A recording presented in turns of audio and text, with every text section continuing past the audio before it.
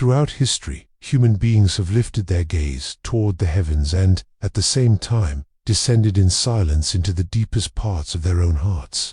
In both places they have heard the echo of the same eternal questions. Why are we here? Where does the universe come from? Is there an intelligence or presence that gave rise to all things? And what happens to our essence when the body completes its journey? In its search for meaning, humanity has woven many answers.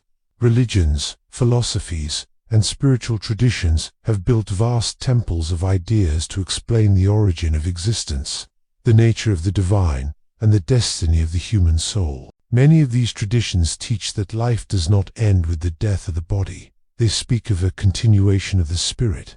Some describe the cycle of reincarnation, where consciousness returns to the experience of life again and again, learning and transforming. Others speak of a heavenly realm, a state of peace and beauty, where the soul rests in the presence of the sacred. Still others speak of a return to the divine source, like a spark that finally returns to the fire from which it was born. But alongside these luminous visions, images of the opposite have also appeared.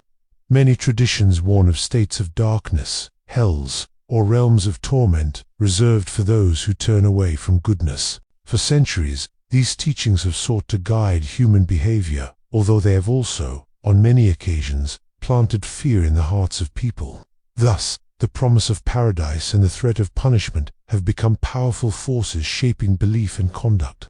Yet in the silence of the spirit, a deeper question arises. If a person acts with kindness only because they hope to gain heaven, or because they fear punishment, have they truly awakened to the truth of righteousness?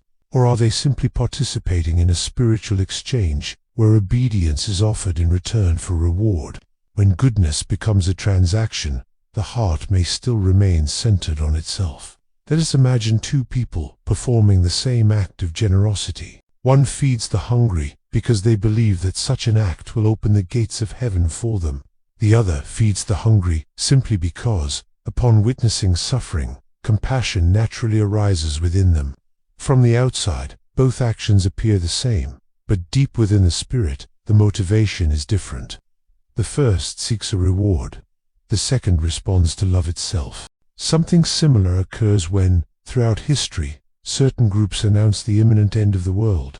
At different times, some communities have proclaimed that a specific generation would witness this destruction of the earth and the beginning of a perfect kingdom. Their followers dedicate their lives to that hope. But when time passes and nothing happens, many lose their faith. This reveals something significant. The belief was not rooted in an inner transformation, but in the expectation of receiving something extraordinary. When the promise fades, the faith that depended on it also fades. True spirituality may invite us to go deeper. It asks whether goodness should exist for its own sake. Does compassion require a promise of eternity in order to flourish? Must honesty depend on fear of punishment? Or can these qualities arise naturally when consciousness awakens to the reality that all beings are united by the same essence of life?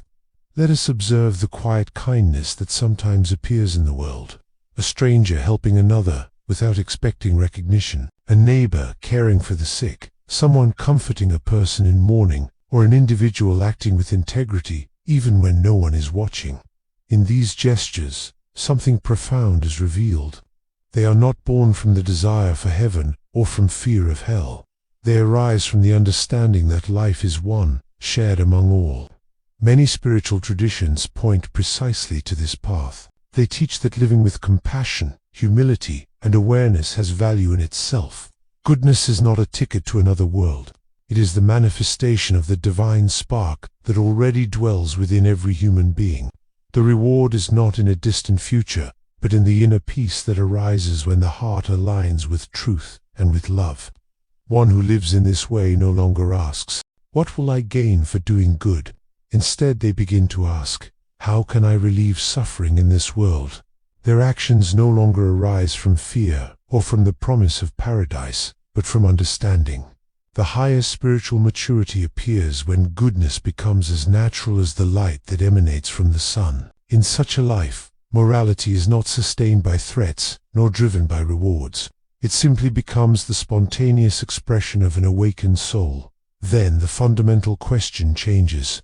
Instead of worrying only about what awaits us after death, we begin to ask how we should live now. And the answer may be both simple and profound: to live with truth, to live with compassion, and to live with awareness. Not because heaven awaits us, but because goodness itself is sacred.